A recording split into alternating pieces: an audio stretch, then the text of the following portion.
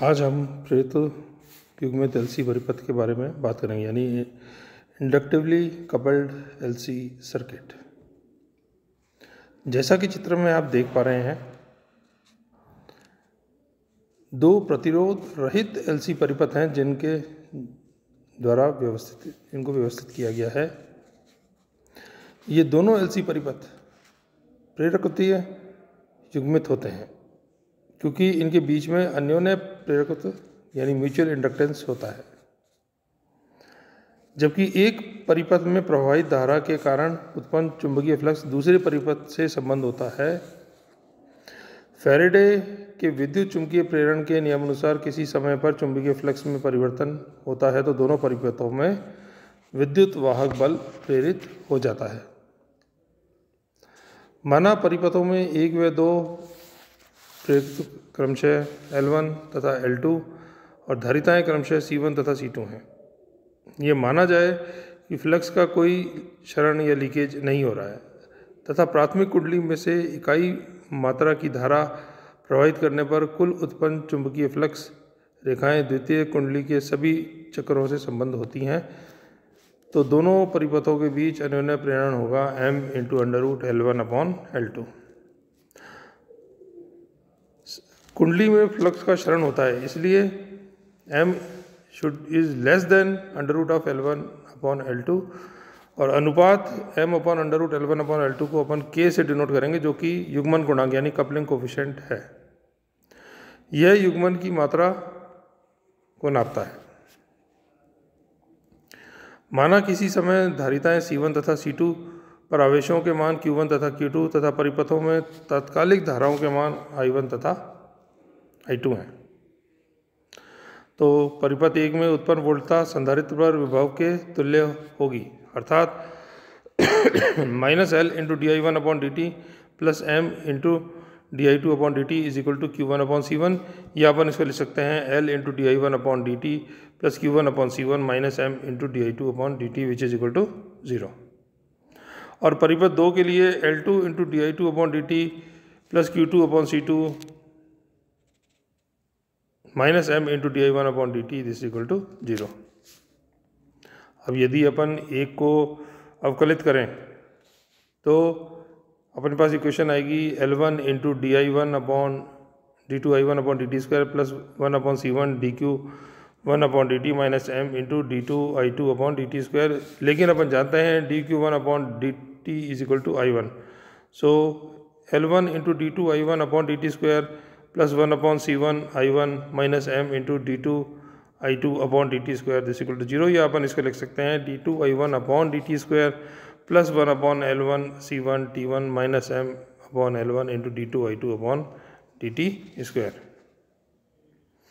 यदि यहाँ अपन माने कि ω1 जो है प्रथम परिपथ की प्राकृतिक कोणीय आवृत्ति को प्रदर्शित करता है, तो मैं कह सकता हूँ ω1 is equal to 1/√L1 C1, तो d2i2/dt² plus ω1² i1 minus m/L1 d2i2/dt² this is equal to 0।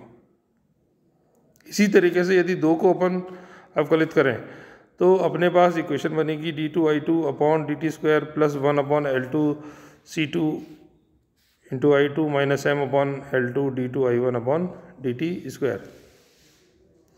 यदि ω2 द्वितीय परिपथ की प्राकृतिक कोणीय आवृत्ति है तो ω2 का मान होगा this is equal to 1/√L2 C2, या अपन कह सकते हैं d2i2/dt² plus ω2² i2 minus m/L2 d2i1/dt² which is equal to 0। समीकरण 3 तथा 4 ये दोनों जो हैं युग्मित समीकरण हैं। धारा के परिवर्तन की सामान्य विधा ज्ञात करने के लिए यदि कोई विधा कोणीय आवृत्ति ω तथा कला नियतांक फाई पर प्राप्त होती है तो मैं कह सकता हूँ I1 is equal to a cos ω t plus phi और I2 is equal to b cos ω t plus phi. और यदि अपन इन दोनों को 2 बार अवकलित करें इन दोनों समीकरणों को, तो अपने पास इक्वेशन मिलेगी d2i1/dt² is equal to minus ω² i1 और दूसरी इक्वेशन मिलेगी d2i2/dt² which is equal to minus ω² i2। तो अपनी इक्वेशन नंबर 3 बन जाएगी, इन दोनों के मान 3 में रखें, 3 और 4 में रखें अपन। तो इक्वेशन नंबर 3 पहले बनेगी minus omega square I1 plus omega 1 square I1 minus m upon L1 into minus omega square I2 this equal to 0, या I1 is equal to omega 1 square minus omega square plus m upon L1 omega square I2 this equal to 0।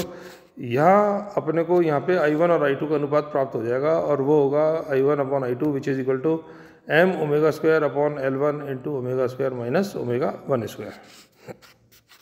इसी तरीके से समीकरण 4 जो है वो बन जाएगी मेरी minus omega square I2 plus omega 2 square I2 minus m upon L2 into omega square I1 this equal to 0, या इससे अपने को I1 और I2 का जो अनुपात प्राप्त होगा वो होगा I1 upon I2 this equal to L2 into omega square minus omega 2 square upon capital M omega square. तो इन दोनों समीकरण के अनुसार अपन I1 और I2 के मान को इक्वेट कर सकते हैं। तो अपने पास इक्वेशन बनेगी m omega square upon L1 into omega square minus omega 1 square which is equal to L2 into omega square minus omega 2 square upon m omega 0 square. या हल करने पर या इसको सॉल्व करने पर अपन कह सकते हैं कि omega square minus omega 1 square into omega square minus omega 2 square which is equal to m square upon L1 L2 omega 4। लेकिन अपन जानते हैं k is equal to m upon under root L1 L2, तो ये equation मेरी बन जाएगी omega square minus omega 1 square into omega square minus omega 2 square this equal to k square omega 4।